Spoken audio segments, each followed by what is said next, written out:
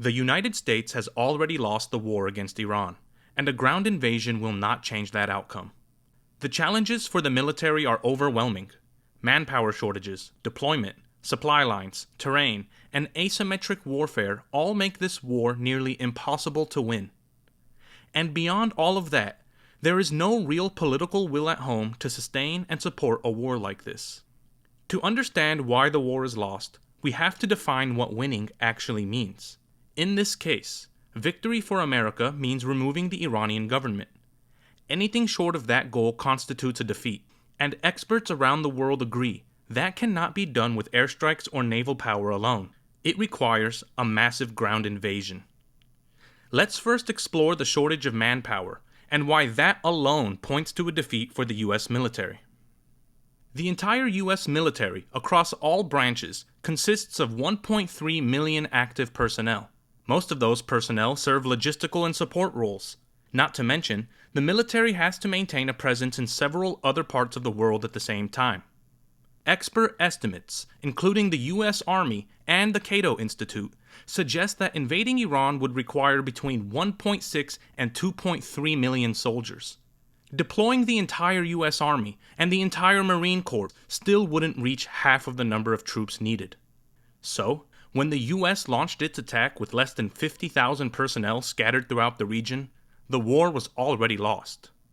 Bad intelligence from the Pentagon and Israeli leadership led Trump to believe the war could be won in a matter of days.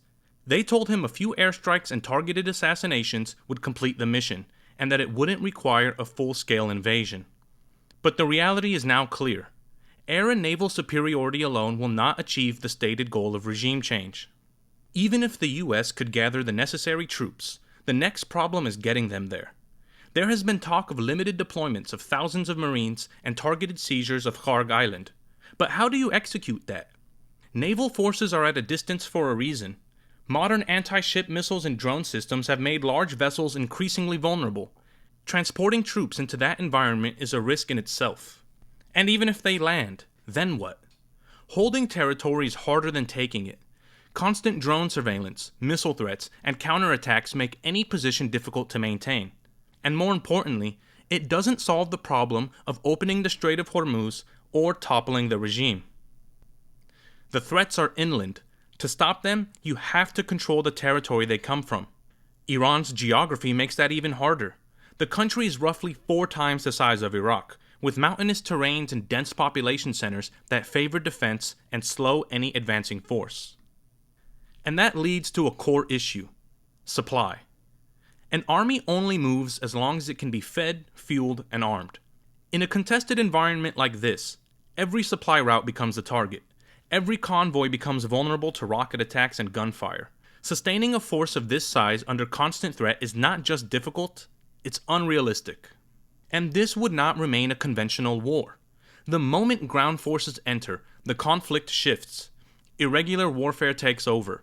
There's no clear front line, no decisive battle, just a prolonged, grinding conflict. And then there's the final piece: political will. Wars of this scale aren't just fought overseas, they're sustained at home. And that doesn't just mean public support. It entails people, industry, and time. A war requiring over 1 million troops would almost certainly require a draft, and there's no political appetite for that in the United States today. After 2 decades of failed wars in Iraq and Afghanistan, public support for another large-scale conflict is extremely low. There's also the industrial capacity. Modern wars burn through precision weapons at an enormous rate. Throughout this conflict, the US and its allies have used interceptors and guided munitions faster than they can be replaced.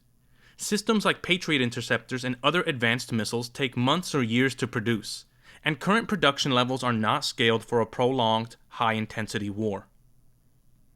Victory is not measured in destruction. It's measured in results, and whether or not you achieve the goals you set out for. Take Vietnam, for example. Despite never losing a battle, dropping more bombs than all of World War II, and killing more than 1 million Vietnamese, the US still lost the war. Gaza is no different, and proves this point of the difficulty of regime change in real time.